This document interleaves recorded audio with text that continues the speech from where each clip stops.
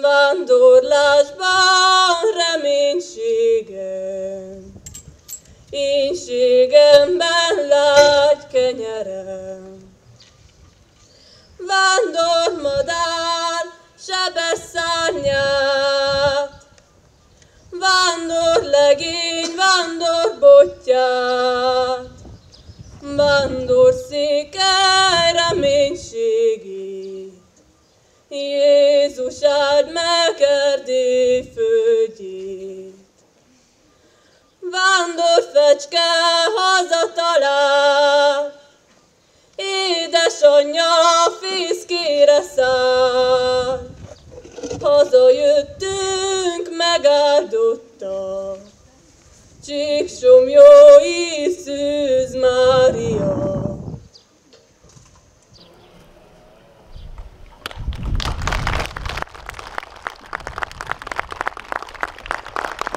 Nagy-nagy szeretettel köszöntöm Önöket a Baróti Városi Kórház 111. évfordulójának ünnepségén. Hát nem tudom, hogy volt-e még ilyen szépen csengő énekszó ezen az udvaron hallható. Köszönjük a dalt Szakács Iringónak, a Gámózes Általános Iskola diákjának, igazán különlegessé tette ezt a napot, amely a hálásról, illetve az emlékezésről szól. Ebben a nagy rohanásban ugyanis úgy érezzük, hogy fontos megállni, fontos visszatekinteni, és fontos megemlékezni, illetve köszönetet mondani az elődeinknek a sok éves munkájukért, a befektetett energiájukért és a kitartásért, amit munkájuk során tanúsítottak. És öröm látni, hogy ma találkozni fog a múlt a jelennel, hogy aztán együtt tekintsünk a jövőbe. Én kiemeltem, köszönöm és köszöntöm, hogy megtiszteltek jelenlétükkel a nyugdíjasok, az egykori kórházdolgozók, hiszen ez a nap róluk, ez a nap önökről szól legfőképpen. Elsőként felkérem Vánca Gabriella kórházmenedzsert megnyitó beszédének megtartására. Tisztelt vendégek, elnök úr, képviselő úr, polgármester urak, igazgató hölgyek és urak, tisztelt támogatók, kedves munkatársak és volt kollégák! Amikor elkészült ennek a kórháznak a honlapja a közösségi oldalon, akkor az egyik hozzászóló, régi kolléga azt írta, hogy élete legszebb éveit a kórháznál töltötte el. Akkor jött számomra az az ötlet, hogy talán egy napon meg kellene ünnepelni azokat, akik itt dolgoztak egy életen át, és innen elmentek nyugdíjba. Hát ez a nap most eljött. Az orvoslás legfőbb alapja a szeretet, mondta egy 16. századi híres orvos, Paracelsus. Az egészségügyi munka során ez nem csak egy szakma, hanem egy hivatás, amelyben a szeretet, odaadás és hivatástudat kiemelkedő fontossággal bírnak. Minden egyes beteg mögött egy emberi sors, egy emberi élet áll. Önök a munkájuk során nem csupán gyógyítanak, hanem támaszt nyújtanak, reményt adnak, támogatást biztosítanak a legnehezebb pillanatokban, és hozzájárulnak a gyógyuláshoz. Hivatástudat és elkötelezettség nélkül az egészségügyi munka nem lehetne hatékony és eredményes. A dolgozóknak mindig a betegek legjobb érdekében kell cselekedniük, és ezt csak szeretetteljes odaadással lehet megvalósítani. Az ilyen hozzáállás nem csak a betegeknek, hanem az egész egészségügyi rendszernek és a társadalomnak is a javát szolgálja, elősegítve az egészségesebb és boldogabb életet. Az odaadó egészségügyi dolgozók olyan közösségi erőforrást jelentenek, amely segít megerősíteni és támogatni az embereket minden életszakaszukban. Ez a hozzáállás mindig emlékeztet bennünket arra, hogy ez a munka valójában egy emberi kapcsolaton alapuló tevékenység, amelyben az empátia és a törődés mindennél fontosabb. Tisztelt egybegyűltek! Nagy megtiszteltetés számomra, hogy ma itt lehetek, és ünnepelhetem önöket és a Baróti Városi Kórházat, amely, amint megtudtam a történésztől, lehet, hogy nem is 111 éves, lehet, hogy csak 109, de ez talán mindegy is most már. Ez egy olyan pillanat, amikor visszatekintünk az elmúlt évszázadra, emlékezünk azokra, akik hozzájárultak ahhoz, hogy ez a kórház olyan intézménnyé váljon, mint amilyen ma. A mai nap fénypontja az, hogy megemlékezünk azokról, akik évtizedeken át szolgálták ezt a kórházat. Külön köszönet jár a sok nyugdíjas kollégának, akik aktív éveiket és energiájukat áldozták a betegek javára. Az ő munkájuk, elkötelezettségük és szakértelmük nélkül nem lennénk ma azon a szinten, amit ma képviselünk. A mai kollégák közül sokan tőlük tanultak helytállást, szakmát, emberséget. Az Ápolók Világnapja május 12-én volt vasárnap. Ez talán még egy alkalom arra, hogy köszöntsük a kollégákat és a volt kollégákat. Isten éltesse mindannyiukat!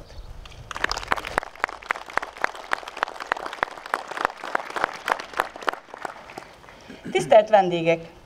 Kötelességem megköszönni mindazoknak a tevékenységét, akik a kezdetektől fogva támogatták és segítették a kórház működését. Az önök hozzájárulása nélkül nem állhatnánk ma itt. Az adományok, az önkéntes munka, az áldozatos támogatások nélkülözhetetlenek voltak ahhoz, hogy intézményünk fennmaradhasson és fejlődhessen. Elsőnek említeném meg a Simon-Fi Sámuel Alapítványt, annak elnökét, dr. Gyulai Sándor családorvost és Domokos Elza nyugalmazott asszisztensnőt, akik együtt a külföldi egyesületekkel és alapítványokkal fáradhatatlanul dolgoztak, hogy mindig abban segítsenek, amire éppen szükség volt.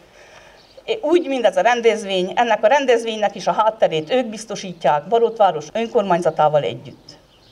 Hálánkat szeretnénk kifejezni Kovászna megye tanácsának és elnökének, Tamás Sándor úrnak, hogy ha bár nem tartozik a Baróti Kórháza megyei fennhatóság alá, mindig szívén viselte az intézményünk sorsát, és közösen Barótvárossal mindig megtalálták a közösen annak a törvényes kereteit, hogy pénzbeli támogatáshoz jusson a kórház. Szeretném megköszönni Gál Károly RMDSZ-es parlamenti képviselőnek, hogy azon felül, hogy a legnagyobb 1.500.000 lejés beruházást szerezte meg a kórháznak, megteremtve annak a lehetőségét, hogy Erdélyvidéknek legyen a legmodernebb röntgengépe, ezen kívül minden más kérésünket azonnal teljesíti, és higgyék el, sok van ilyen. Nélküle talán még ma se tudtuk volna beindítani a röntgengépet a bürokrácia útvesztői miatt. Ugyanakkor köszönettel tartozunk Erdővidék falvainak, polgármestereinek. Balázsi Dénes polgármester úrnak, Simon András polgármester úrnak, Bihari Edemér polgármester úrnak, Imecs Lajos polgármester úrnak és Ferenc Zoltán polgármester úrnak. És azoknak, akik az elődeik voltak, hogy évtizedek óta pénzzel támogatják a kórházat, megvonva ezáltal saját közösségüktől ezeket a forrásokat. Sokszor még az telefont vagy az áramot is levágták volna a kórháztól, ha ők nincsenek. Szeretném megköszönni a megyei biztosító pénztárnak, Tátó igazgató úrnak, Antal igazgatónőnek, hogy bármikor fordulhatunk hozzájuk ügyes-bajos dolgainkkal, ugyanakkor Ágoston László közegészségügyi hivatal vezetőjének, hogy úgy kezeli a Baróti Kórházat, mintha ő lenne a nagy testvérünk, mert biztos emlékszik, hogy milyen volt kis testvérnek lenni. Köszönettel tartozunk a néhai menedzsereknek, dr. Kis Istvánnak, néhai Téglás Józsefnek, néhai dr. Serester Tibornak, valamint a nemrég menedzser volt dr. Ágoston Istvánnak, Ágoston Lászlónak, dr. Dávid Györgynek, Dénes Máriának, Rentimeának, hogy mindig úgy vezették ezt az intézményt, mintha a sajátjuk lenne, beleadva a teljes energiájukat, feláldozva szabadidejüket és otthonuk kényelmét, például mikor vendégül kellett látni a külföldi segélyszervezeteket. Hálásak vagyunk a magáncégek, közbirtokosságok, intézmények vezetőinek, hogy első kérésre felajánlottak mindig minden segítséget, amire a kórháznak szüksége volt, legyen az élelmiszer, klímaberendezés, vagy ennek a rendezvénynek a megszervezésében nyújtott segítség.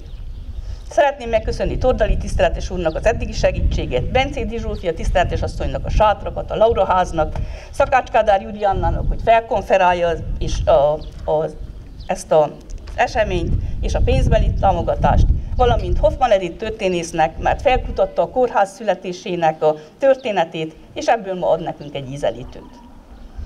Ugyanakkor köszönöm dr. Lozsádi Botond igazgató úrnak azt a lelkesedést, lendületet, amellyel irányítja a közösséget, példát mutatva emberségből, szakértelemből, odaadásból. Köszönöm Kolumán Zita pénzügyigazgatónak azt a professzionalizmust, amellyel harmadik pillérként megtámogatja a menedzseri csapatot. Köszönöm minden kollégának a helytállását, a kitartását, mert ebben a munkában nincs szünet, nincs ünnep, nincs pihenő. Köszönöm az álmatlan éjszakákat, a letöltetlen szabadságnapokat, amikor sokszor modern berendezések nélkül és eszköztelenül mindent megtesznek a betegekért. Utoljára hagytam, de csak azért, mert azt mondta, hogy ő is házigazda.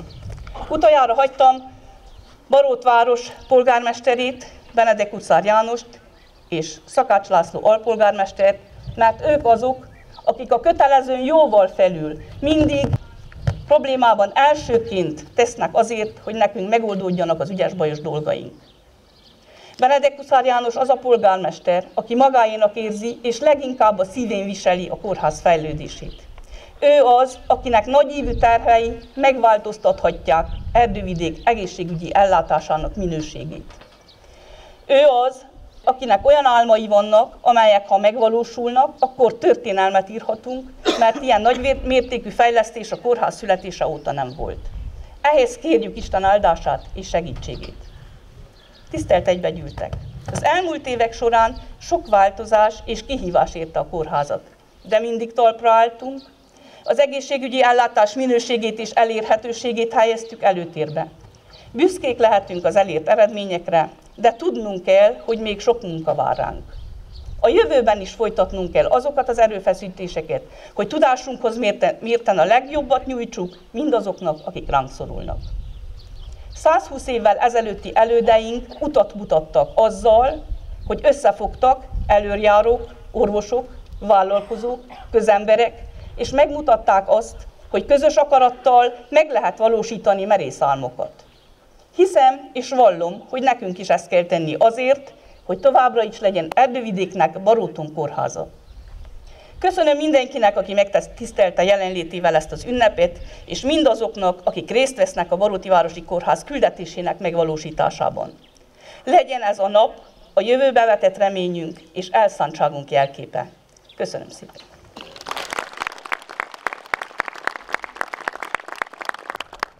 Nagyon-nagyon szépen köszönjük Váncia Gabriella menedzserasszonynak a beszédét. Ünnepi beszédének megtartására tisztelettel felkérem Tamás Sándort, Kovászna megye tanácsának elnökét, fáradjon a színpadra.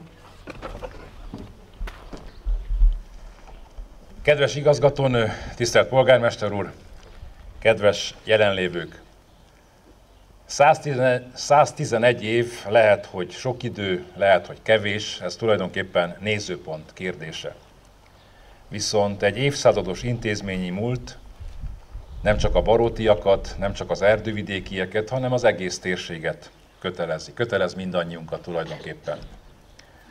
Az elmúlt években, évtizedben azt is sikerült bebizonyítani, hogy akár helyi vagy megyei önkormányzatról legyen szó, jobb gazdái vagyunk az egészségügyi intézményeknek, tételesen ebben az esetben a Baróti Kórháznak, mint ahogy az azelőtti időszakban az állam volt. A Baróti Kórházat először is megmentettük.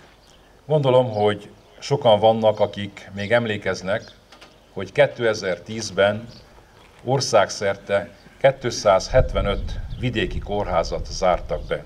Felszámolásra váró intézmények között ott volt a Baróti Kórház is. Akkor Vánca Tibor és Nagy József a barótiak és az erdővidékeiek nevében kerestek meg, hogy járjunk közben. És közben jártunk. Szerencsés helyzet adódott, hiszen az RMDSZ kormányon volt, és nem más volt az egészségügyminiszter Romániában, mint Cseke Attila, akinek a közbenjárására meg tudtuk menteni ezt a kórházat. És igen, ma így beszélhetünk arról, hogy Baróton 111 éves a kórház. Különben 100 éves évfordulóját sem érte volna meg. Valamikor a 20. század elején a helyi közösség, vállalkozók, iparosok, tanárok, közbirtokosságok, a nép egyszerű fiai fogtak össze azért, hogy Baróton Erdővidéknek legyen kórháza. Hasonlóképpen történt ennek a megmentése is, hiszen az imént említett baróti urak épp a közösség nevében kerestek meg, a közösség nevében jártunk közre Bukarestben, hogy meg tudjuk menteni ezt a kórházat. Mondhatjuk, hogy az elején, 2010 környékén a kórház nehezen találta meg a szerepét.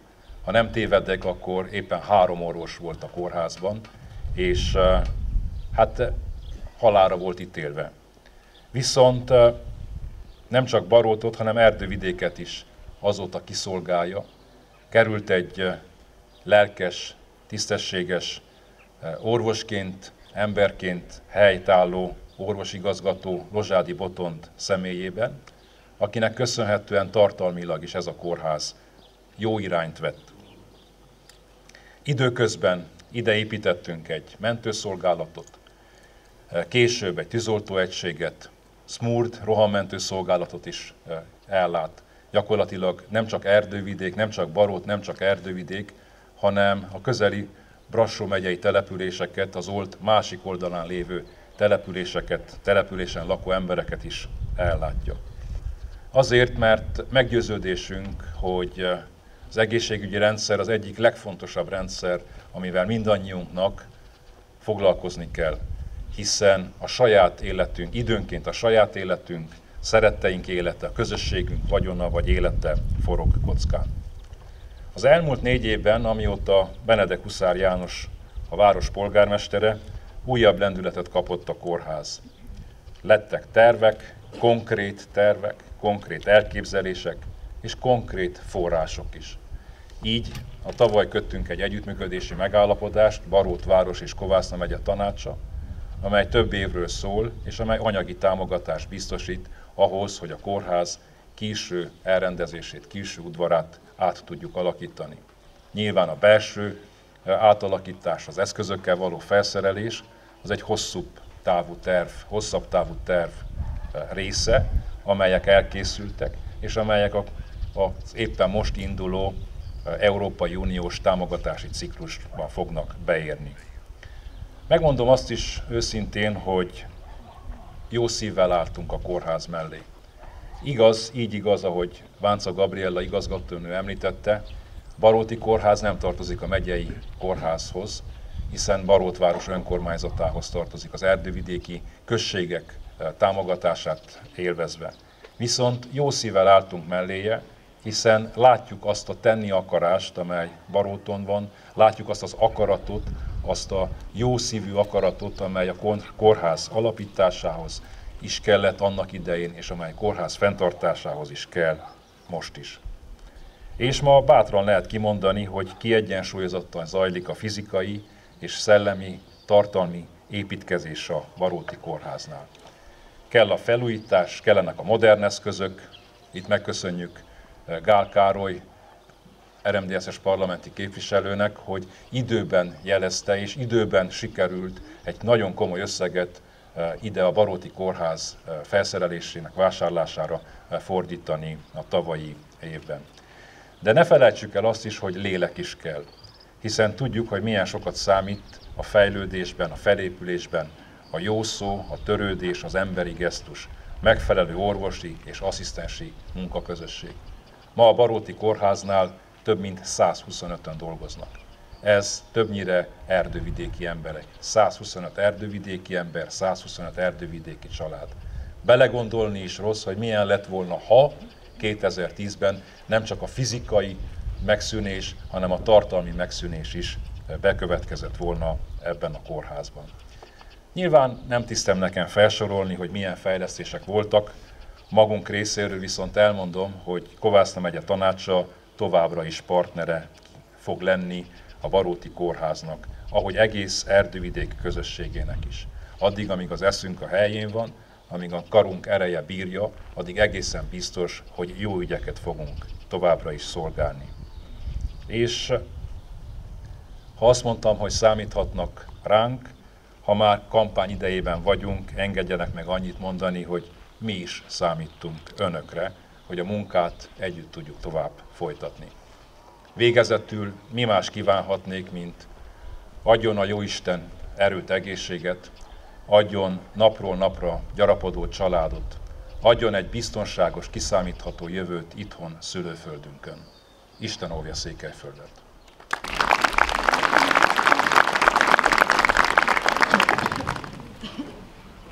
Tamás Sándor elnök úr gondolatait megköszönve felkérem Gál Károly RMDSZ-es parlamenti képviselőt, hogy ő is mondja el ünnepi beszédét. Tisztelt elnök úr, tisztelt igazgató urak, kedves volt és jelenlegi kórház alkalmazottak, ahogy mi barótiak mondjuk, kórházasok. Úgy érzem, hogy ezen a szép májusi napon nem hiába vagyunk itt, Erdővidék egyetlen kórházának udvarán, hiszen ez az intézmény régebbi időkben is nagyon-nagyon nehezen született meg, és sok-sok áldozattal járt. El kell mondjuk, hogy akkor, amikor az emlékezetünk a monarchiába igazán úgy tudja, hogy minden fejlődött, minden virágzott, és mi is voltunk kolozsvári egyetemisták, jártunk Marosvásárhelynek a gyönyörű főterén. Azért a történelemben azt írják le, hogy az akkori vármegye azért nem sietett a baróti embereknek a segítségére, és az akkori állam sem támogatta ennek a kórháznak a megépülését. Ez a kórház csak az erdővidéki és a baróti embereknek volt fontos. És köszönhetően az erdővidékiek Kovászna megyébe és akár Erdélybe is most már híressé vált csökönyösségének, ezért valósult meg. De ugyanakkor ez a kórház a 70-es, 80-as években kapott lendületet, hiszen a bányaipar fellendülésével szükség volt a kórházra, és igen, el kell mondjuk, hogy a kommunista állam azért hangsúlyt fektetett erre, és itt Erdővidéken megvalósult, hogy nagyon sok fiatal orvos és asszisztens jöjjön a városunkba, és valójában több éven keresztül ez képezte gerincét az erdélyvidéki egészségügynek. De sajnos, mint ahogy szokott lenni, ezek a szép évek nem tartottak sokáig, és már a 80-as években jelentkeztek a krízis jegyei, de végül is a 90-es, 2000-es években csúcsosodtak, amikor is ismét, hogyha nem lettek volna az áldozatkész baróti emberek és a baróti kórház alkalmazottak, akik már nyugdíjasok, támaszkodva azokra a nyugati segítségekre, azokra az emberekre, akik legtöbbször saját szabadságukat áldozták fel, hogy a baróti kórházba felújítsanak egy-egy részletet, hát nem igazán tudta volna ez a kórház átélni úgy ezt az időszakot, hogy minőségi ellátásba is részesítse az erdővidéki embereket. És persze eljutunk a mélypontig, amikor már csak a politikum tudta megmenteni Erdővidéknek ezt a nagyon fontos intézményét. Igen, el kell mondjuk, hogy nem mindig volt másnak prioritás a baróti kórház, hanem elsősorban nekünk, az erdővidéki embereknek. De az örömünkre szolgál, hogy a helyzet változott, és megindult egy teljesen más folyamat, mert vannak tervek, de vannak megvalósítások is, és Barótnak, és nem csak a baróti kórháznak kerültek barátai, erős támogatói, és itt el kell mondjuk, hogy Tamás Sándor személyében nem a jelenről beszélünk, hanem most már, hogyha hátra is nézzünk itt a hátunk mögött felsorakozó megvalósításokra és intézményekre, tehát elmondhatjuk, hogy a mentőállomás, a rohamentőszolgálat, a tűzoltóság, ezek mind-mind az erdővidéki és baróti emberek életének a javulását szolgálják. Igen, azt is el kell mondjuk, hogy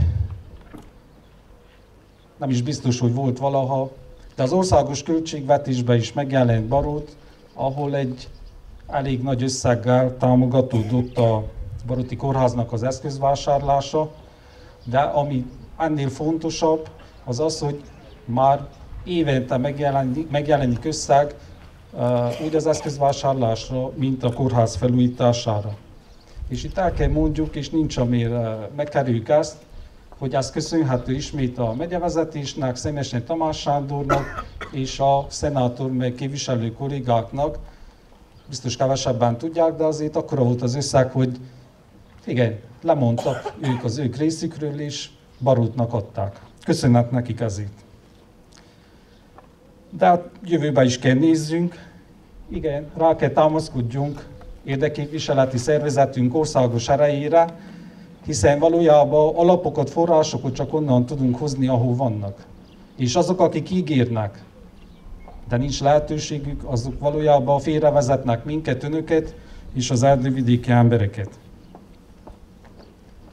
És még egy kicsit itt maradva, el kell mondjuk, hogy életünkből 4 évente az a 15 perc, amivel elmegyünk és tesszük kötelességünket, az biztos, hogy még mindig kevesebb és megéri, mert hiszen az a 15 perc az időnkből az átváltozik egy jobb egészségügyi szolgáltatásá, egy biztonságosabb erdővidéki, és mindannyiunk nagy örömére sokkal-sokkal optimistábbak is leszünk a jövőben. El kell mondjuk, hogy amikor a kórházat átadták az önkormányzatnak, valójában az állam lemondott. Tehát lemondott erről az intézményről. De én úgy érzem, hogy sikerült mi bebizonyítsuk, mint ahogy az elnök úr is mondta, és ez a megyei kórház esetében is érvényes, hogy mi, a magyar emberek, az erdővidékiek, barótiak jobb gazdái vagyunk, és ígérjük, jobb gazdái is leszünk, mint azok, akik lemondtak erről az intézményről. És hogyha valamikor ismét készül egy könyv, egy leírás a baróti kórházról, én azt szeretném, hogy ebben a periódusban, mikor erről az időszakról írnak, akkor azt írják, hogy a baróti kórház egy jól felszerelt, modern orvosi eszközökkel ellátott, lelkes és nagy tudású orvosokkal működött. Én sok sikert kívánok a jelenlegi alkalmazottaknak, jó egészséget a nyugdíjas alkalmazottaknak, és remélem, hogy éppen egészségesen találkozunk a következő megemlékezéseken is. Köszönöm szépen!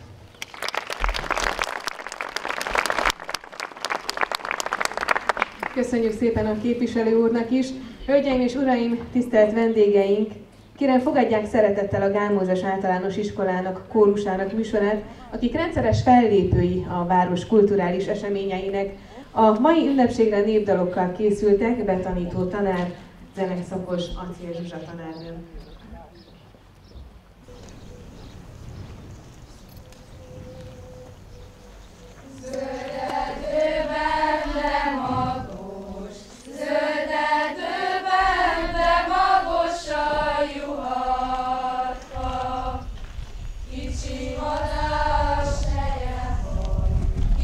Madár a fészkét odarakja,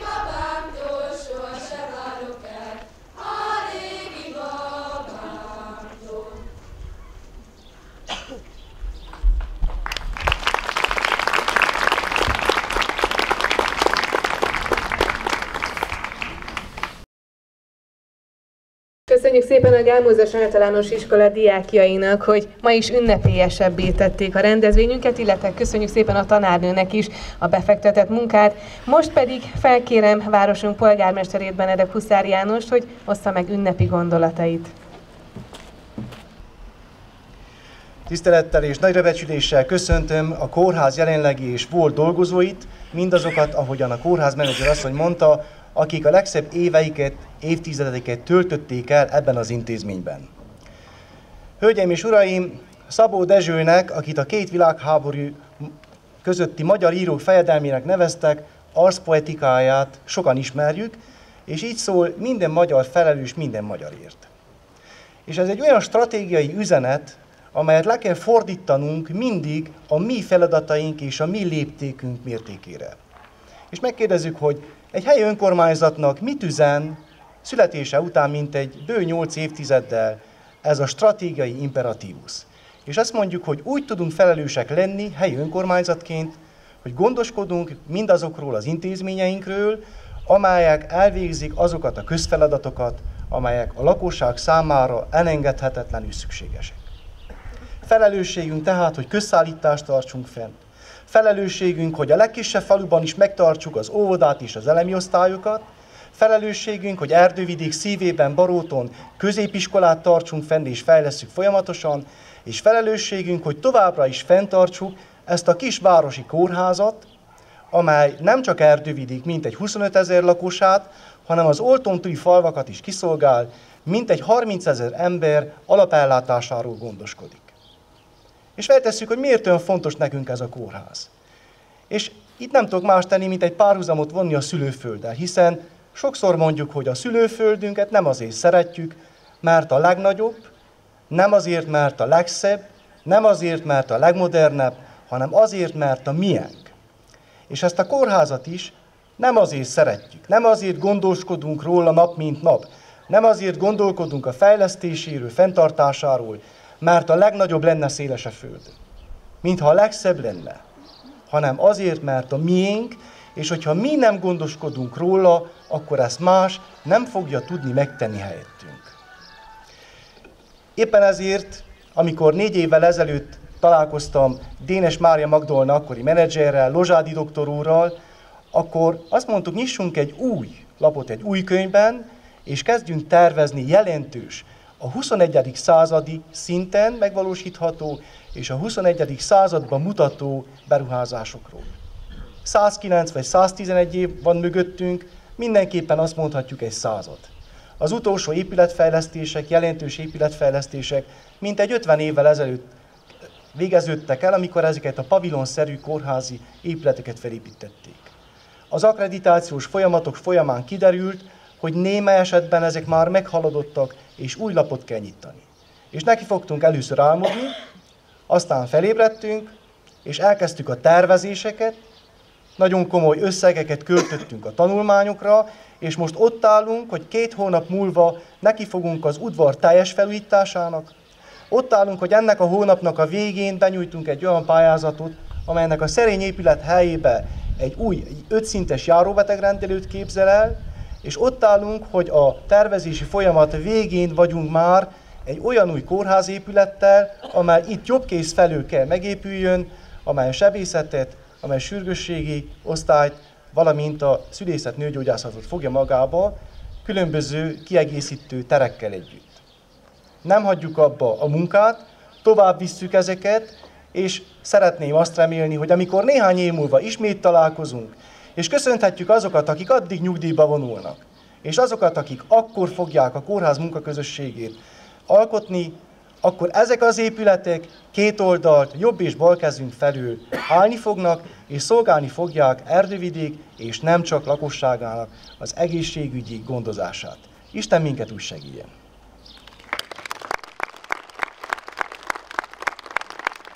Köszönjük szépen a polgármester úrnak is. Most pedig felkérem dr. Lózsádi Botond orvosigazgató urat, hogy ő is tartsa meg ünnepi beszédét. Szeretettel köszöntök minden egybegyűltet ezen a félig borongos május 15-i napon. Köszönettel tartozok mindenkinek, azért, mert itt lehetek. Most pillanatnyilag abban a kórházban szolgálok, amelyik 111 éves, plusz-minusz 2, amely 30 000 lakost lát el, egy olyan vidéket, erdővidéket, amelyik szerintem egy Bermuda háromszög közepén helyezkedik el, amik gyakorlatilag 4 város, és az itt élők évtizedekig kellett szaladgáljanak sokszor valamelyik irányba. Szerettünk volna, és azon vagyunk, hogy egy nagy család legyünk, egy óriási csapat, aki azon dolgozik, hogy Erdővidéknek a népe bizalommal forduljon a kórházunkba, és az alapellátást tökéletesíthessük, illetve a kapcsolatainkat fenntarthassuk annak érdekében, hogy olyan helyre küldjük, ahol szintén jó ellátást biztosítanak. Ezért hálás vagyok nem csak az aktuális kollégák tevékenységéért, hanem mindenkiért, aki letette ide az energiájának nagy részét az elmúlt évszázadban. Szeretném, hogyha emlékeznénk azokra a halottjainkra, akik szintén hozzájárultak ahhoz, hogy most itt lehessünk. Megkérem szépen, hogy egy perc néma csönddel adozzunk a halottainkért.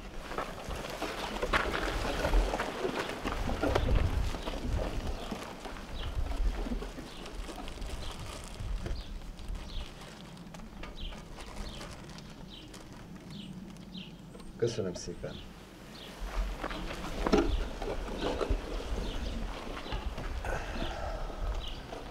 Hét éve vagyok Baróton. Ez alatt az idő alatt jelentős lépéseket tettünk a fejlődésünkért, és mindenkinek köszönettel tartozok mindenféle segítségéért. Odaig jutottunk el, hogy a napjainkban körülbelül 4000 beteget látunk el a kórházban évente. A járóbetegrendelőben több mint 15 000 beteg fordul meg évente. 7 évvel ezelőtt 3700 jelentkezés volt a sürgősségen, most már 12 000-nél tartunk. Szükség van erre a kórházra, szükség van azért, hogy minőségi munkát tudjunk végezni, és szükségünk van arra, hogy az erdővidéki beteg elégedetten tudjon távozni a kórházból. Nekik könnyebb itten orvoshoz fordulni, mint bárhol máshol. Nem beszélve arról, hogy a környező kórházak válláról is levesszük akkor a terhet, hogyha itt ügyesen működünk. Köszönök mindenkinek mindent, a jelenlétet is, és szeretném, hogyha ez az ünnepély minél gyakrabban megismétlődne. A mostan dolgozó 22 orvos a következő a kórházban. Belgyógyászaton Barta Noémi, Gerib Zoltán, Németh Noémi, Kalil Andrea, kardiológia Préda Tünde doktornő, sebészet Dávid György, Ábrahám Ferenc, Nisztor Aida, jó magam, gyerekgyógyászaton Ágoston Zsuzsa doktornő, nőgyógyászat Huszár Hajnalka, Borkany Ágota, ideggyógyászat Rókai Gabriella, Filorgége Borkanyá Bogdán, szemészet Tekle Zsuzsa, gasztroenterológia Kisgyörgy Szidónia, radiológia Kisnága Ágota, labor Dántúr Csitu doktor úr, Vajna Zsombor doktor úr, epidemiológia Kovács István doktor úr, pszichiátria Bíró István, intenzív terápia Pál Rodika. Az év folyamán, ha Jóisten is megsegít, akkor még 3 orvossal fogunk gyarapodni, Puskás Rehel gyerekorvos, a sürgősségen Florián István és Delner Lívia radiológián. Mindenkinek hálás köszönet. Köszönöm szépen!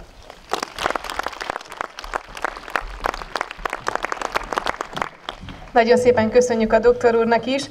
Most pedig ünnepségünk úgymond fénypontja következik, hiszen ahogy már több beszédben is elhangzott, ez a nap az emlékezésről szól és a háláról. Kórházunk nyugdíjas dolgozóinak mond köszönetet Józsa Mária főasszisztensnő az intézmény nevében, majd aztán ezt követően átadásra kerülnek az emlékplakettek is.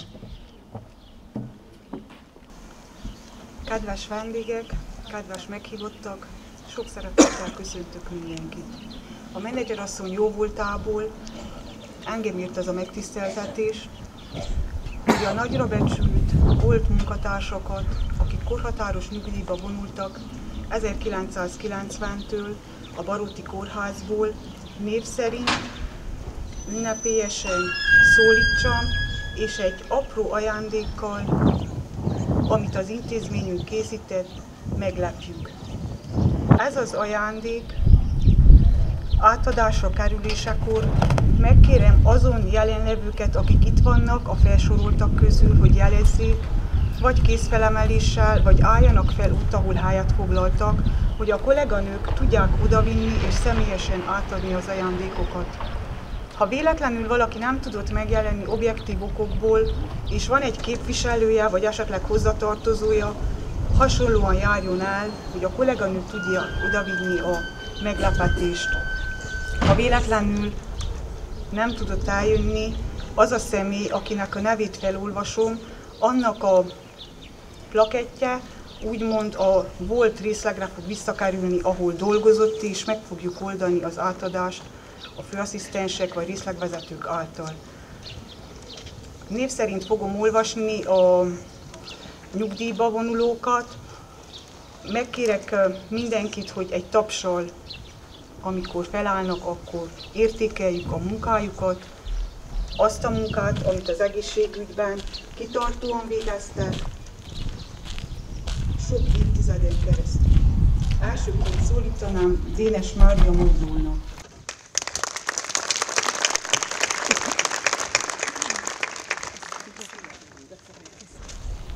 Jó egészséget kívánunk! Anta Júlia.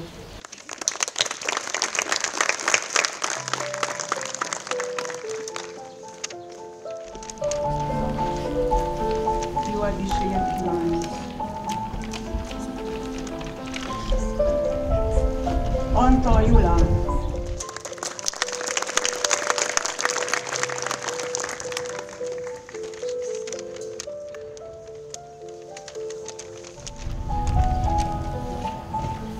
Bánkő Anna Mária.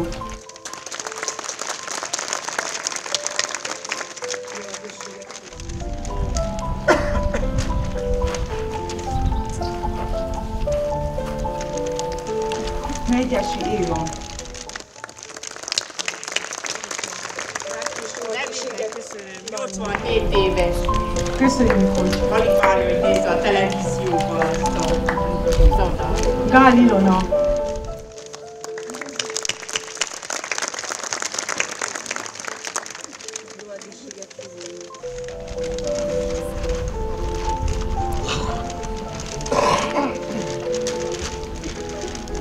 Kese Mário.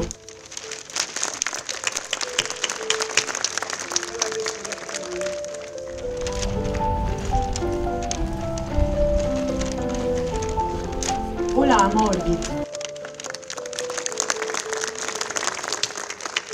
Margitka nénitől van-e valaki, családtag, ismerős, aki átvenni esetleg a eltetszik adni?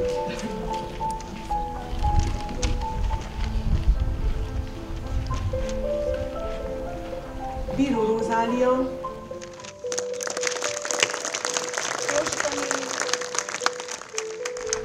Van-e? Jó.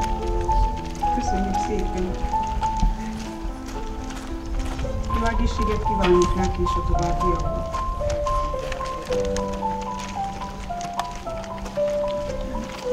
Lihács Erzsébet!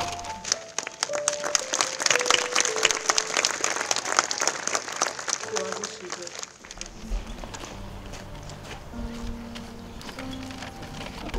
Fazakas Gizella!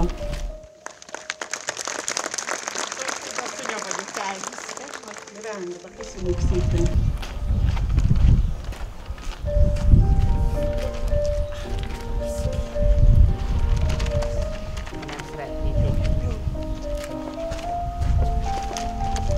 Nászie Gyöngyi.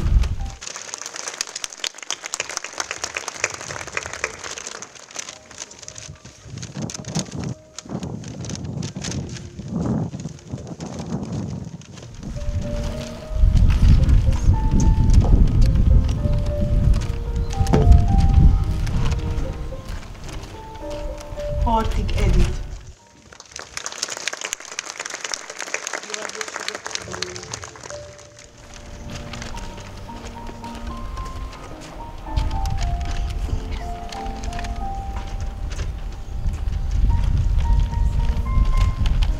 Bogdán Etelka.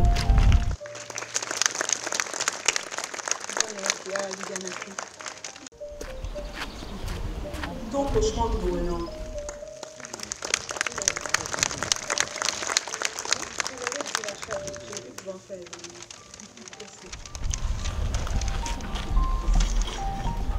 Domokos Elza.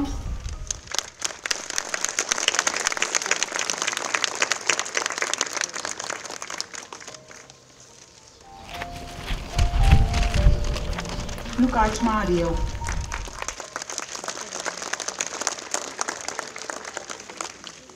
Anuska néninek adjátok oda Lukács Máriáit, köszönöm. Tókos Teréz.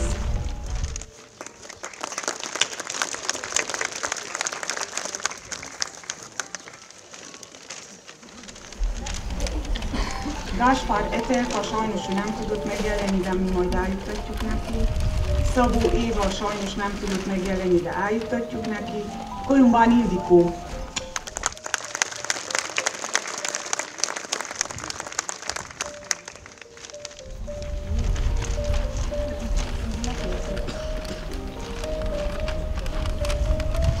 Bánkő Ibolya.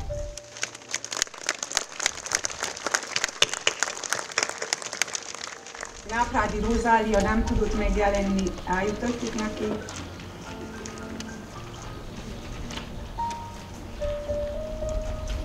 Katona Emília.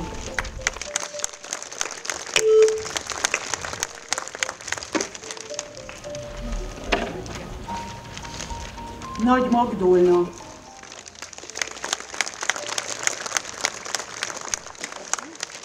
Deák Júlia néni, megkiviszi el, valaki át tudja jönni. Jó. Keresztes Ibolya.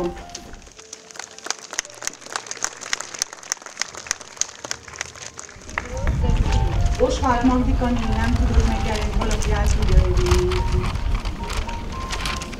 Erika hátul elviszi.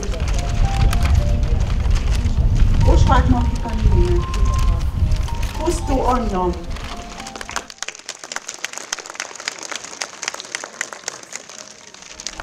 Bárcs Zelma nem tudott megjelenni, kiveszi el.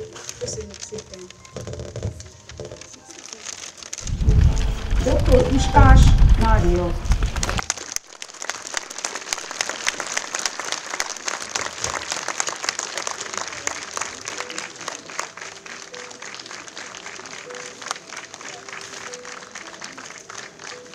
Balázs Piroska néni, nem látom, nem tudom, érkezette meg.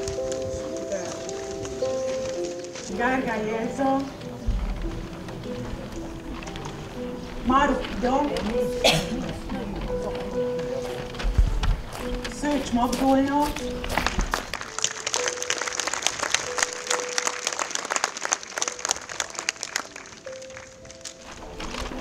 Lázár Rozália,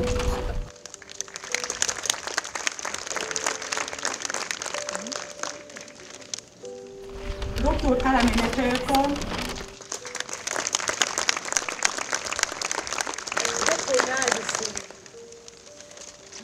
Olá Zoltán,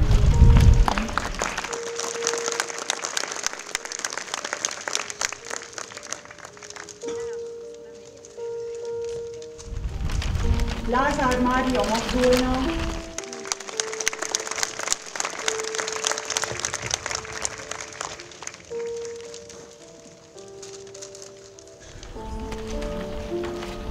Lázár Matikáit, azt adjátok oda neki.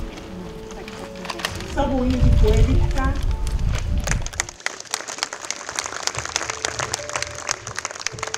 Orbán Rozália,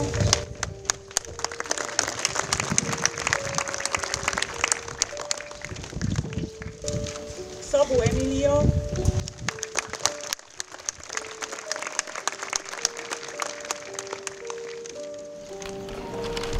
Deák Ibolya,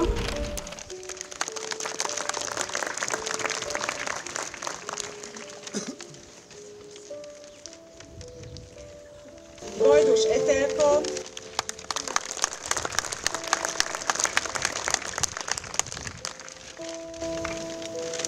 Simon Mária,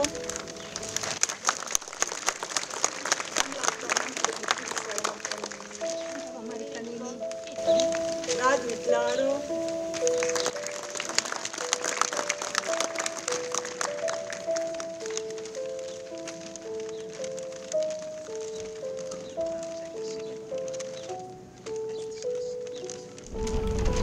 Józsa Judit,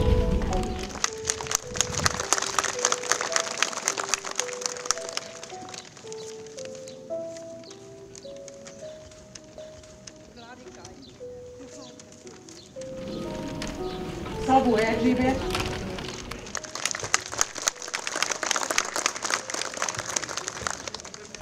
Boda Katalin,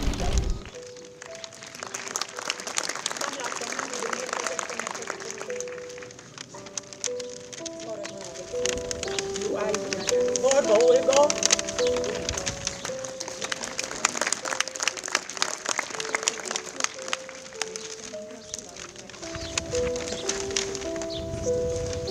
Baló Juliánna,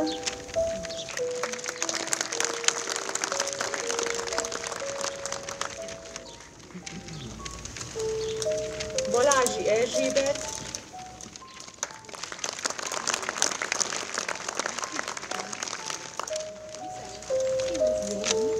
Benedek Béla,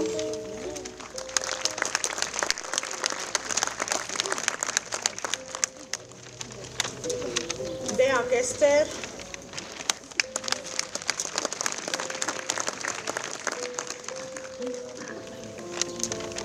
Kádár László,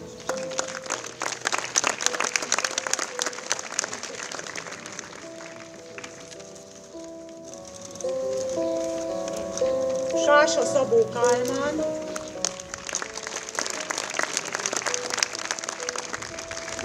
Lázár Irma,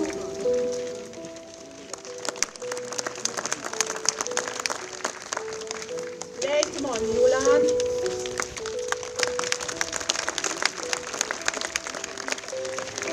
Málnási Rozália,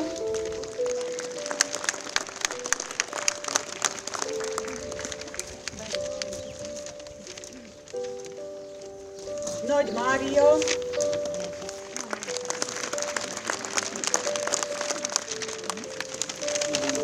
Nagy Judit,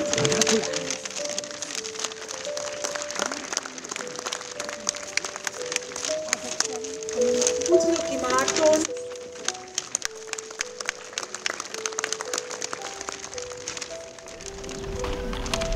Szabó Sándor,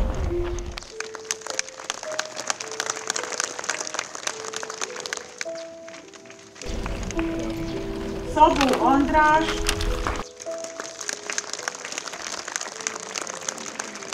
Szabó Lajos,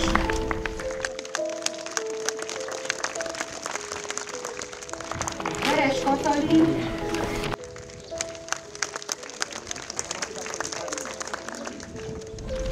Kolinban Erzsébet,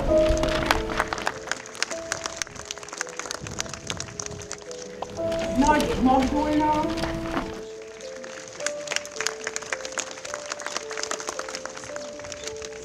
Csok Irma.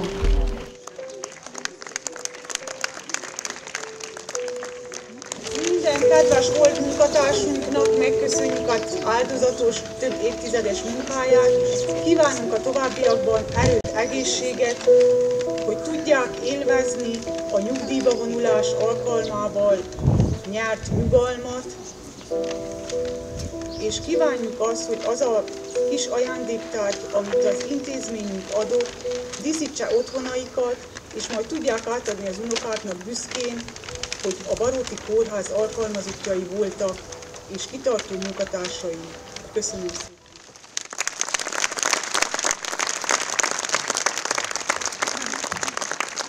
Köszönjük szépen Józsa Mária főasszisztensnőnek is, illetve én is kívánok önöknek jó egészséget, és Isten éltesse önöket.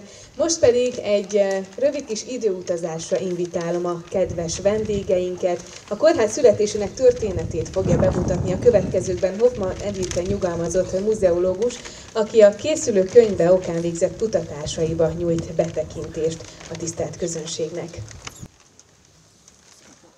26 esztendőt, sőt annál többet kellene valahogy itt dióhéjban bemutatni, de nagyon igyekszem, ezért jegyeztem le, és olvasva fogok mesélni, nem mesélni fogok. Tisztelettel és szeretettel üdvözlöm mindazokat, akik megjelentek a mai ünnepségen. A meghívón 2 évszámot találtam, a 800-at és a 111-et.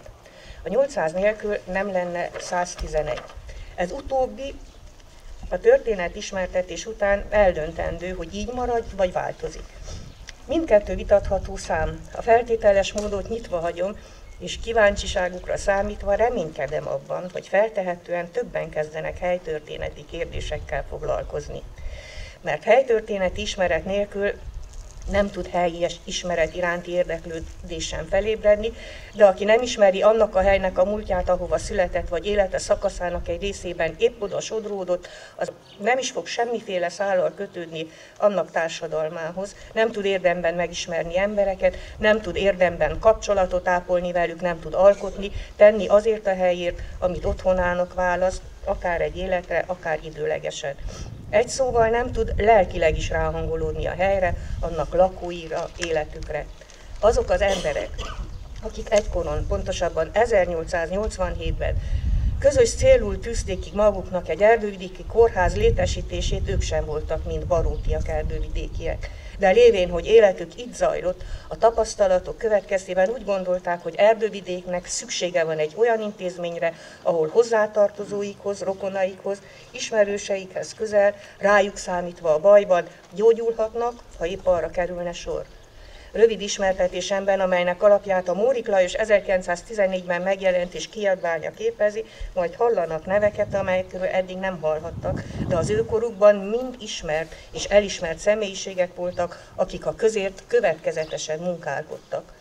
A Baróti Kórház létesítésének története iskola példája annak, hogyha eleink egy eszmét, a mi esetünkben egy közegészségügyi intézmény létrehozását beültettek a köztudatba, akkor azt minden áron, a szó szoros értelmében minden áron véghez vitték.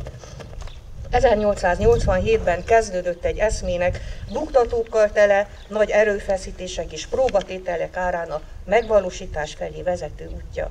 Közel 5 esztendő kellett, hogy a kezdeményezők és az aktív szerepet vállalók rájöjjenek egy egylet megalapításának szükségességére. A további működés elősegítése céljából és még 21 évre volt szükség ahhoz, hogy az épület álljon. Tehát 26 esztendőre volt szükség, egy épület alapjában megvalósulhasson, közelének látszik az eszme. A törekvés és megvalósítás erejét kiemelendő engedjék meg, hogy nagyon röviden egy tömör összefoglalót ismertessek Erdővidékről, ami segít megérteni azt is, hogy a maga korában, de ma is, továbbra is, miért volt szükség az összefogásra, a határozottságra, az elszántságra, a küldetés tudatra, a tetrekészségre. Erdővidék egy kis tájegység Erdély délkeleti szögletében, a tárgyalt kor időszakában Magyarország része, annak keleti végén terül el. Ez a kis terület és az itt élő népesség által lakott települések egy része közigazgatásilag több rendben megosztott volt az évszázadok során, de szokásaik, kultúrájuk azonos, valamint gazdasági téren is egymás függőségében lévén peremterület státuszban az állam támogatását nagyon kis százalékban élvezve az életüket kénytelenek voltak úgy szervezni, hogy ne kelljen elhagyniuk szülőföldjüket. Összes ügyeiket úgy kellett intézniük, hogy Miklósvárszék és Bardocfiúszék települései a megosztottság ellenére együtt cselekedhessenek. A halaszthatatlan közös ügyek közé tartozott a vidék gazdasági elmaradottsága, mellett a közigazgatási rendszer mielőbb átszervezése, ez esetben a vidék egyesítése, amelynek következtében együtt tudnak fellépni erdővidék falvai és mindannyiunk életét meghatározó közös ügyekben. Utalásokból tudni, hogy a kórház alapításának eszméjét elindító időszakban, illetve azelőtt is jegyeztek bányaorvosokat Baróton, ami azt jelenti, hogy a vidék nem volt orvos nélkül.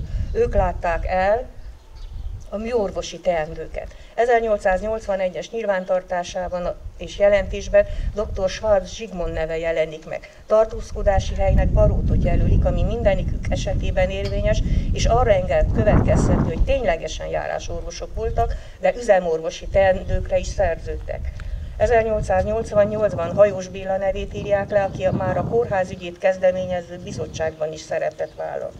1896-ban, majd 1900-ban dr. Tibáld Miklós nevével találkozunk a bányánál, illetve az 1850-es évek közepétől Simonfi Sámuel Nagyajtán nyitott orvosi rendelőt. 1878-ban járásorvos volt Oklándon, aztán nyugdíjba vonulása után Barótra költözött és itt halt meg 1898-ban.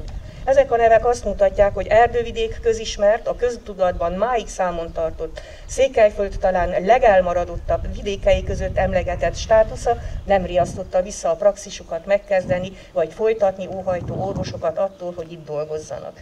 Ténylegesen elhivatott orvosokról van szó, mert egy részük aktívan részt vett az erdővidéki egészségügyi helyzetet messze menően javító, jövendőbeli kórház létesítési gondolatának felpártolásában, illetve az ügy előhaladását szolgálják a vezetőségben végzett aktív munkájukkal.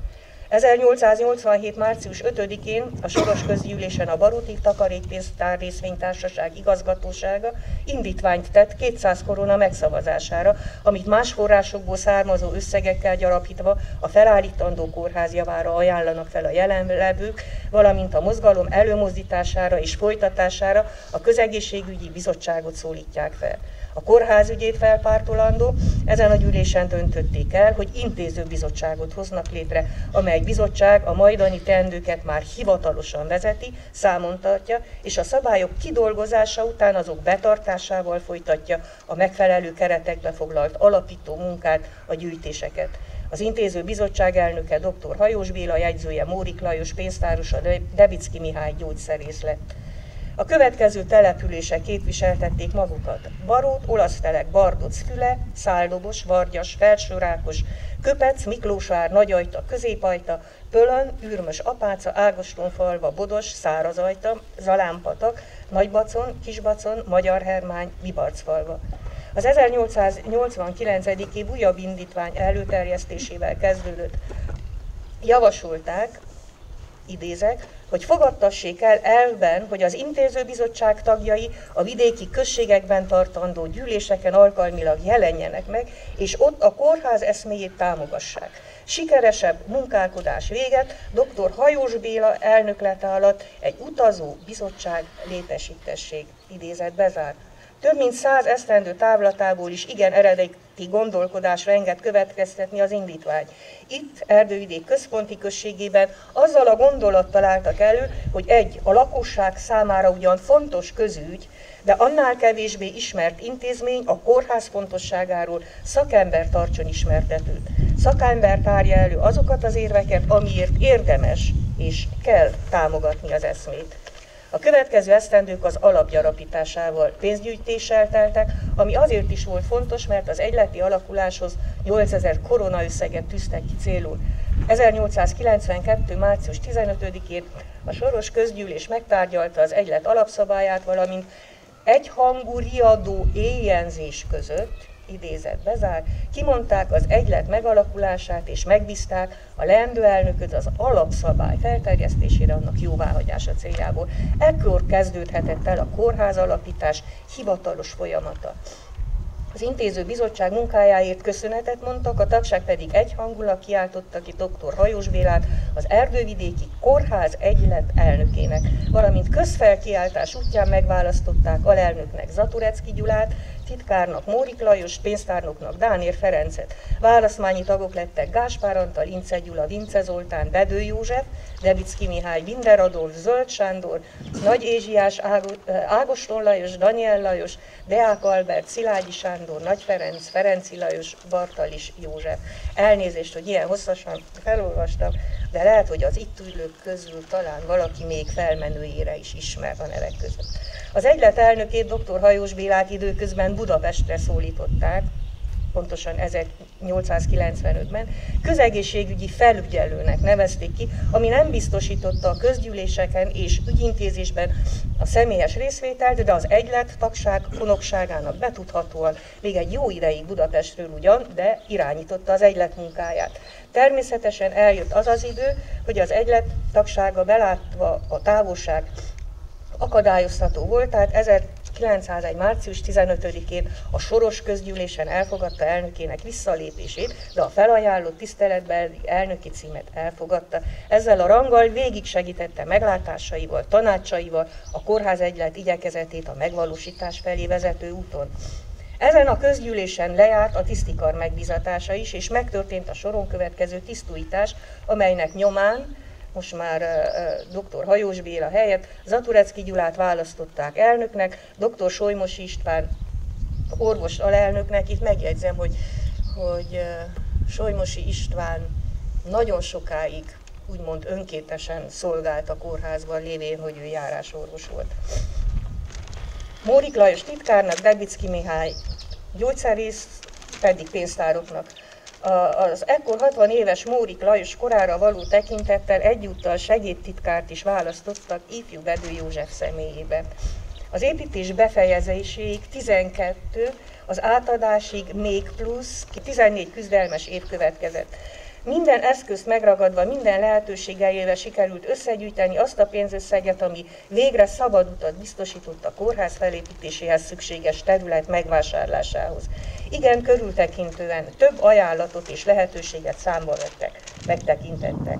1903-ban azt kérték dr. Solymosi Istvántól, hogy személyesen látogassa meg a kőhalmi és a medgyesi kórházakat, és véleményét, tapasztalatait fogalmazza meg egy következő gyűlésig, ahol azt a választmánnyal ismerteti. A tapasztaltak és a látottak arra világítottak rá, hogy a Baróton létesítendő kórházra összegyűlt pénz messze menően nem elég az építkezések megkezdésére sem. De mindenek előtt arra kéri fel társait, hogy elsősorban azt tisztázzák, milyen kórházat akarnak, magánjelleggel bíró kórházat vagy közkórházat. A többszöri telexemle, illetve tiszteletbeli elnök javaslata alapján úgy tűnik, hogy a legalkalmasabb hely a Barótnak Ágoston falva felé kivezető útja mentén a község alsó végén jobbra egy dombos telken található. Íme, itt. Itt is vagyunk.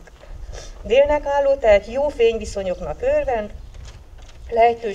jobbra lejtős állapot, a vízelvezető tulajdonságokkal bír, ami a talajvíz magasságát jól kezeli, és emiatt szennyvízmentes.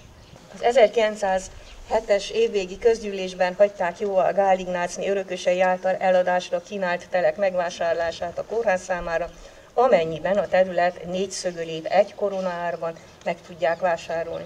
1907-ben még tartottak egy gyűlést a választmány tagjaival, itt jelentették be, hogy az egylet kérésére a Magyar Királyi Belügyminisztérium dr. Hajós Bélát küldte ki és bízta meg a kórházügy előmozdításával, tanácsadással. Ekkor dr. Hajós felhozta, hogy elgondolása szerint a kórház kivitelezéséhez, a majdani vezetéshez és fenntartáshoz az egylet, mint civil szerveződés már nem alkalmas. A felépítéshez és működtetéshez kérjék fel a vármegyét, lévén a vármegyének megvannak azok a szervei, amelyek ezt végezni tudják.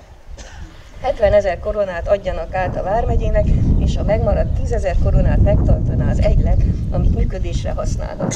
1908. május 5-i keltezéssel megérkezett a Háromszék vármegyei közegészségügyi bizottság véleménye alapján a Vármegyei Törvényhatóság Bizottság beleegyezése, amelyben felhatalmazza Alispán urat, hogy intézkedjék az átvétel ügyében.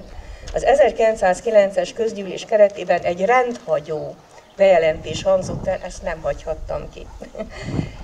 Idézet kezd. Egy szegény téglavető, teljesen vagyontalan, két karja keresete után élő Balogh István nevű baróti egyén és felesége Ötves Anis 2000 darab kiégetett vörös téglát ajánl fel, illetve adományoz a kórházra, amit azért lehetett komolyan venni és elfogadni, mert Ince Ferenc baróti községi jegyző a tégla meglétét biztosította, és annak idején való beszolgáltatásáért kezességet vállalt.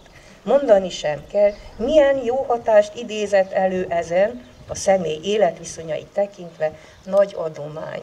Idézet zár. 1910 biztatóan kezdődött az egylet életében.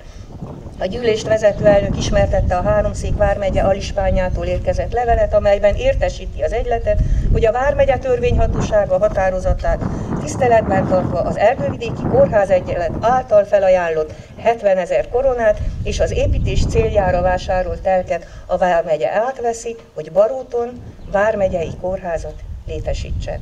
1911. július 11-én a belügyminisztérium arról értesíti az egyletet, hogy az engedélyt az építkezésre megadta, de újabb tervek készítését kéri, mert az előző tervek készítőit nem találták elég jártasnak ezen a téren, így terveit és költségvetését nem fogadhatják el, mert hiányosak. A levél egyben nagy elismeréssel szól az egylet munkájára vonatkozóan, és ígéreteket is tartalmaz, amelyek a kórház jövendőbeli költségeinek támogatásáról szólnak. Az építkezés kapcsán meg kell említeni, hogy a választmány kifejezte abbéli óhaját, hogy az építkezésre vonatkozó vállalkozói árlejtést, licitet, ma így használjuk, szívesen szerveznék meg helyben Baróton. Az árlejtésre november 4-én került sor, a legkedvezőbb ajánlatot a Kisbaconban élő Fölker Frigyes vállalkozó tette. 1912. március 15-én az évi közgyűlésen hangzott el, hogy az építés megkezdéséhez szükséges szerződés megkötése Fölker Frigyes építési vállalkozóval március 18-án megtörtént március 20-án, ez neki is fogott az építkezésnek, és a rossz, az építkezésnek nem kedvező esős időjárás ellenére az épület augusztus 31-én födél alá került. Dicséretelje válik a vállalkozónak, hogy a kőműves munkálatokon kívül, amit olasz munkásokkal végeztetett, a többi munkálatot, az ágy, asztalos, lakatos, bádogos, festő és fényező munkákat helybéli és vidéki iparosokkal végeztette el. A munkálatokból csak az építkezésre került sor augusztus 31-ig. A vízvezeték, a kerítés és a kút létesítésére még várni kellett. Az 1913-as évi rendes közgyűlésben a kerítés, a vízvezetés és vezeték problémája merült fel, amelyet hosszas húzavona kísért.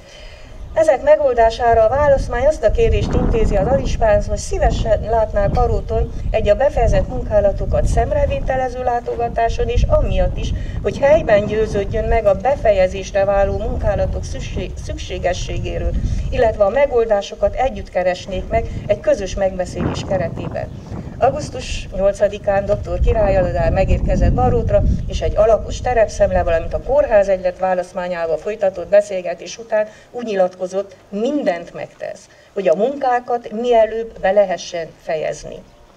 A kerítés elkészítésére, valamint a vízvezeték és vezetés munkálatainak árlejtését szeptember 24-ére tűzte ki, ezeket a munkákat is Fölker Frigyesnek adták oda.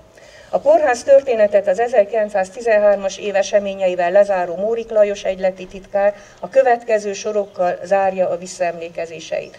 Vágyunk teljesülése az alispán jó akaratától függ, amelyben kételkedni nincsen okunk. Reméljük, hogy a még fennmaradó nehézségeket ismert erélyével elhárítja, s valóra váltja e vidék régi vágyát, hőóhaját. Legyen Erdővidéknek Baróton kórháza. 1914. január 9-én Hajós Béla közegészségügyi felügyelő leveléből, aki a belügyminiszter helyett ír alá, arról szerzünk tudomást, hogy sürgeti az alispánnál a munkálatok felülvizsgálatát és átvételét, hogy a kórházat mielőbb meg lehessen nyitni. Az 1914-es esztendő igen mozgalmas levelezés tekintetében előrelépésben annál kevésbé. A bürokrácia, illetve a kórház beindítása körüli húzavona nagy mértékben és elsősorban gazdasági okokból annyira kitolta a megnyitás lehetőségének időpontját, hogy kirobbant az első világháború. A nagyon sűrű levelezés, amelyet háromszék közönsége nevében az Alispán folytat a belügyminisztériummal, arról tanúskodik, hogy a vármegye belügyminisztériumi segélyek nyomán szerette volna felszerelni, beindítani az erdővidéki kórházat. A belügyminisztérium viszont arra hivatkozva, hogy a vármegye semmiféle összeget nem fordított a számára adományozott intézményre, ismételten több rendben arra utasítja Alispánt általa a háromszék közönségét, hogy az erdővidékiek által nagy áldozatok árán felépített kórházat rendezze be, szerelje fel. Mindenek ellenére bizakodva tekintenek a jövőbe, és az 1915-ös esztendőre előirányzott költségvetést is elkészítik. A háború azonban az anyagi nehézségek mellett a felszereltség és a más munkálatok előre haladását is hátráltatja. 1914. december 2-án érkezett egy meglehetősen türelmetlen hangnemben megfogalmazott távirat a belügyminisztertől, aki arra szólítja fel Alispánt, hogy a megfelelő lépések megtétele után, valamint a tiszti orvosi vizsgálatot követően azonnal nyissa meg a kórházat, hisz magánúton tudomására jutott, hogy a kórház felszerelve készen áll magánúton. Ezen is jót szórakoztam. 1915. januárjában dr. Solymosi István és dr. Tibáld Miklós orvosok felajánlották, hogy a hadi állapot alatt az általuk már működtetett kórházban továbbra is ellátják az orvosi teendőket, valamint Debicki Mihály a kötöző és fertőtlenítő szereket drogériai áron szerzi be, a recept szerint készítendő gyógyszerek árára 10% engedélyt ad. Szintén januárban, 25-én végre biztató sorokat olvasunk. Dr. Dadai Vilmos vármegyei főorvos néhány hiányosság kijavítása után a Baróti Kórház számára a nyilvános jelleget megfelelőnek találja, a megnyitását támogatja. Február 23-án Zatorecki Kálmán főszolgabíró írt levelet az Alispánnak, amelyben közli, hogy Balogh Ferenc és felesége állandó ápolói beosztásban már alkalmazásban van, a kórházban laknak, ami egyébként feltétel is volt. Az élelmezésre több árbeli egyeztetés után Baconi György nyert megbízatást. Az ápolónői teendők végzése 23 önkéntes jelentkezett, ezek oktatását, kiképzését dr. Solymosi István, mint azt korábban már megígérte, elkezdte. Május 7-én kelt levelében Alispán engedélyezi egy szakképzett ápolónő alkalmazását havi 100 koronáért. Felbecsülhetetlen harcot vívtak a kórház megálmodói, felépítői, pártolói ahhoz, hogy 1915. március 8-án keltezett levelében Sándor János belügyminiszter bejelentse a kórház nyilvános jelleggel való felruházását, ami azt jelentette, hogy attól a naptól birtokba vehető a kórház, mint intézmény. 1915. március 14-én Király Aladár Alispán megnyitotta a kórházat. Sajnos ez a pillanat nincs megörökítve általam ismert forrásban. Jó lenne időkapszulába szállni és visszarepülni időben annyit, hogy láthatnánk azoknak az embereknek az arcát, akik annyi esztendőn keresztül kis túlzással élve, vért izzadva, emberi feletti kitartással, de emberre jellemző konoksággal vívták meg e tenyérnyi vidék harcát egy olyan intézmény létesítéséért, amit a 21. század 10-es éveiben majdnem elveszítettünk, ha nincs bennünk az a ragaszkodás, az ember teremtette értékek iránt, valamint a saját értékeink megtartásához szükséges konokság, ami az elődöket is jellemezte. Az intézmény történetét levéltári források segítségével 1932-ig sikerült feldolgozni. Nem kevés bosszankodással, hiszen a nagyháborút követő változások, az új országhoz való csatlakozás következtében sok okmány, írat elkeveredett vagy odaveszett, illetve a közigazgatásban nélkülözhetetlen nyomtatványok hiánya is nagy hézagokat hagyott intézményeink történetében. A közelmúlt történetét, amit még nagyon sokan ismernek, a ma közöttünk ünneplők egy részének visszaemlékezései alapján elevenítjük fel egy reményeink szerint még az idén megjelenő kiadványban. Itt is nyilvánosan is köszönetet mondok mindazoknak, akik segítettek ebben. Köszönöm türelmüket, sokkal rövidebbre szántam a visszatekintőt, de még így is annyi minden kimaradt, ami emberileg is fontos ennek az intézménynek a történetében. Érzelmileg is kötődöm ehhez a kórházhoz, hiszen szüleim is azon munkálkodtak, hogy jól működjön. Gyermek és fiatalkoromban sokszor megfordultam itt, minden szegletét ismertem, ilyenképpen többszörösen is fontosnak érzem ennek az intézménynek a létét. A kórház történet nincs lezárva, mint ahogy nem is lehet lezárni, hiszen működő intézményről van szó. Reménykedjünk, hogy a jövőben egy valaki által megkutatott és papírra vetett további kiegészítés majd folytatja a történetet, amit soha ne lehessen lezárni. Erdővidéknek mindig legyen Baróton kórháza. Ehhez kívánunk jó egészséget, erőt és kitartást mindazoknak, akik ma, illetve azoknak is, akik a közeljövőben, vagy még azután is szívügyükként kezelik eme intézmény létét. Köszönöm a türelmet. Nagyon szépen köszönjük Hoffmann Edith nyugalmazott muzeológusnak ezt a nagyon érdekes betekintést, és hát már nagyon kíváncsiak vagyunk a kézkönyvre. Most pedig az ünnepségünket Tordai Árpád, a Baróti Református Egyházközség lelkipásztora áldásával fogja zárni.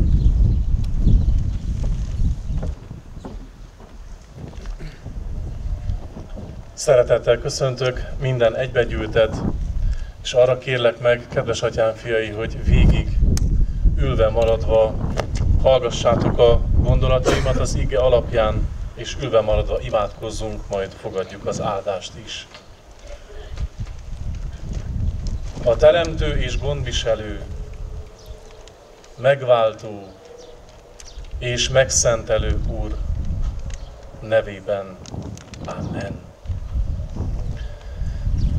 Hallgassátok meg, kedves atyám fiai, a János írása szerinti evangéliumból hangzó igét, annak az első versétől a 9. verséig. Ezek után ünnepjük volt a zsidóknak, és felment Jézus Jeruzsálembe. Van Jeruzsálemben a Jókapunál egy tó, amelyet héberül Bethesdának neveznek. 5 tornáca van. Ezekben feküdtek a betegek, vakok, sánták, aszkórosok, nagy sokassága, várták a víznek a megmozdulását. Mert időnként angyal szállt a tóra, és felzavarta a vizet. Aki tehát először lépett bele a víz felzavarása után, meggyógyult, akármi némű betegsége volt. Volt ott egy ember, aki 38 esztendőt töltött betegségben. Ezt, amint látta Jézus, hogy ott fekszik, és megtudta, hogy már sok idő óta úgy van, ezt mondta neki: akarsz-e meggyógyulni? Felelt neki a beteg: Uram, nincs emberem, hogy amikor a víz felzavarodik, bevigyen engem a tóba, és mire én odaérek, más lép be előttem. Ezt mondta neki Jézus: kelj fel, vedd a te ágyadat, és járj. És azonnal meggyógyult az ember, és felvette az ágyát, és járt.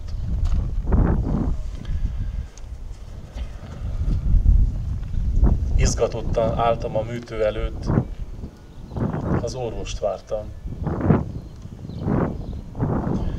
Hosszú, véget nem érő várakozás után feltűnt az alakja. Megszólított, az irodájába hívott, ahol örömöt közölt. A műtét sikeres volt. Hosszan ecsetelte, hogy mi volt az a feladat, amivel szembenézett, és sikeresen megbirkózott. Nem kérkedésnek, hanem hozzátartozót, megnyugtató és megelégítő gondolatsornak láttam és éreztem a kimért és minden kimértség ellenére jóságos szavait. Azt kérdezte a végén: van-e kérdése? Kérdésem nem volt. A következőt mondtam neki: doktor úr, hálás vagyok, felemelte a kezét, minthogyha elutasítaná, akarná ezt a hálámat. Azt mondtam tovább, hálás vagyok az én Istenemnek, hogy ilyen csodálatos eszköze lehet, mint ön és azok, akik azt, ami nekem jó hír, véghez vihették. Kedves egybegyűltek, kedves egykori dolgozók, és kedves ma is itt önzetlenül szolgálatot teljesítők. Ezzel a hálával állok én ma meg itt, veletek szembenézve, veletek olyan sokszor egyébként találkozva, és ide mindig örömmel visszajöve. Mert nem csak a feleségemet hozom ide reggel, vagy viszem haza este, hanem vasárnaponként azokkal a betegekkel, akiknek gyógyításában közvetlenül vagy közvetetten részt vesztek. Azokkal együtt köszönünk meg titeket, és köszönjük meg azokat, akik minden áldozatot vállalva végzitek ezt a szolgálatot. Akár az irodáitokban, akár az ápolásban, akár a gyógyításban, akár a tisztántartásban teszitek ezt. Milyen csodálatos lehetőség az, hogy nekünk a bethesdai beteggel szemben van emberünk. Van emberünk azért, mert titeket a ti hivatásotokban ide rendelt az örökkévaló Isten. A Bethesda, ez a szó azt jelenti, az irgalomnak a háza, a kegyelemnek és a könyörületnek a háza. És olyan jó átélni újra és újra, drága testvéreim, azt, hogy azok, akiket itt ápoltok, akikkel foglalkoztok, ezt tapasztalják, hogy az Isten kegyelmének, az Isten irgalmának a ti hozzáértéseteken, szereteteteken, figyelmeteken keresztül ők is elfogadói lehetnek.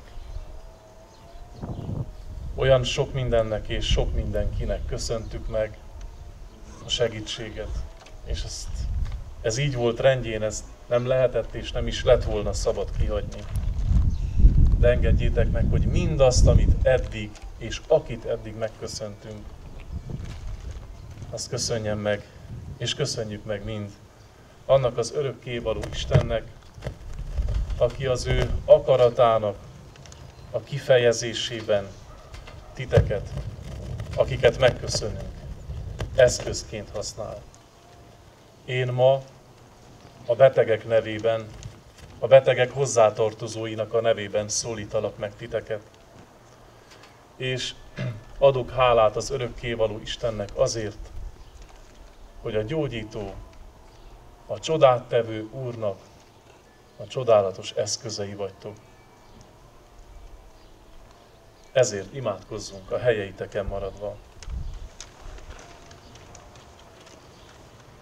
Örökkévaló Istenünk, mindenható édesatyánk, megnyílik előtted a szívünk, és a köszönetünkben ott vannak a sokszor elakadó szavak, vagy éppen a szemünk sarkában csillogó könny. Hiszen több mint 1 évszázadra tekintünk vissza, ami az emberileg számolt időt jelenti.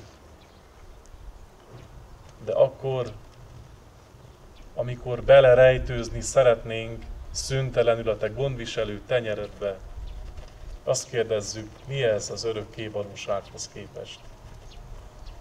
Mégis örökkévaló Istenünk, köszönjük, hogy te teret és lehetőséget, akaratot és kitartást, hitet és elhivatottságot adtál azoknak, akik elkezdték ezt a szolgálatot és munkát, akik kórházat, az irgalomnak, a gyógyulásnak, a kegyelemnek a házát alapították meg itt, Baróton, Erdővidéken.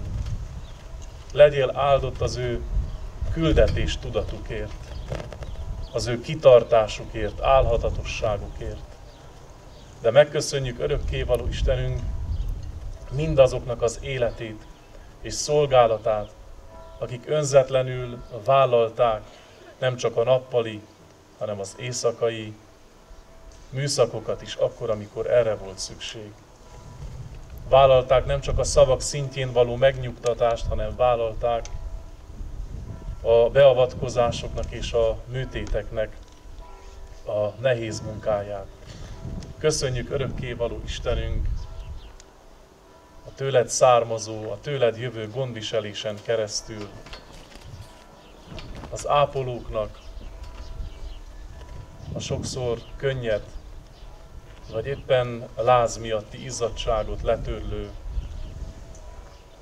ágyak melletti jelenlétét.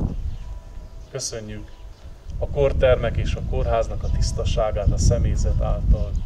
Köszönjük örökkévaló Istenünk az orvosok mellett asszisztensekként tevékenykedőknek azt a betegek irányába forduló akaratát, amellyel a megnyugtatásnak, a megerősítésnek és a segítésnek a lelkületével tudnak jelen lenni. De köszönjük örökkévaló Istenünk az orvosok elhivatottságát. Köszönjük örökkévaló Istenünk a küldetés tudatot, amellyel a legjobb emberi erejük szerint, a fogadalmuk szerint véghez tudják vinni azt, amire elhívtad őket. Köszönjük a könnyű, és köszönjük a nehéz műszakokat is. Köszönjük örökkévaló Istenünk a jó és a kevésbé jó időket is, mert tudjuk, hogy minden a Te akaratod szerint van. Engedj mindannyiunkat a Te akaratodnak elfogadására és teljesítésére.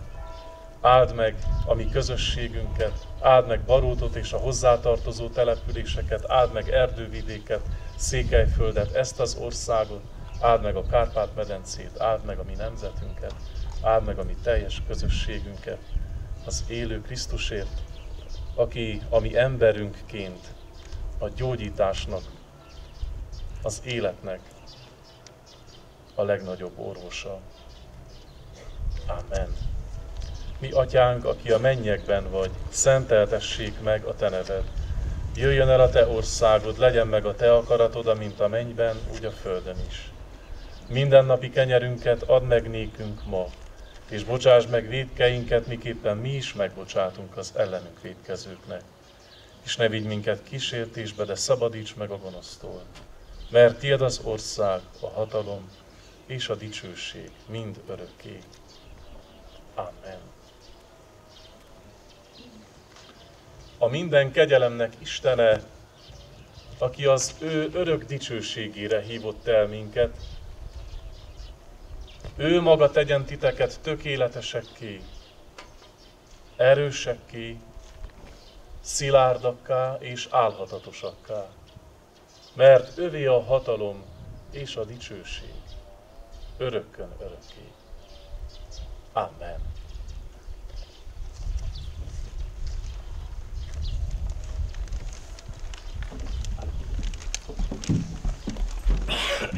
Köszönjük szépen Tordai Árpád református lelkipásztornak az áldást. Hölgyeim és uraim, tisztelt vendégeink! Én pedig köszönöm a szervezők nevében is a megtisztelő jelenlétüket. Köszönjük, hogy közösen ünnepelhettük városunk kórházának 111. évfordulóját.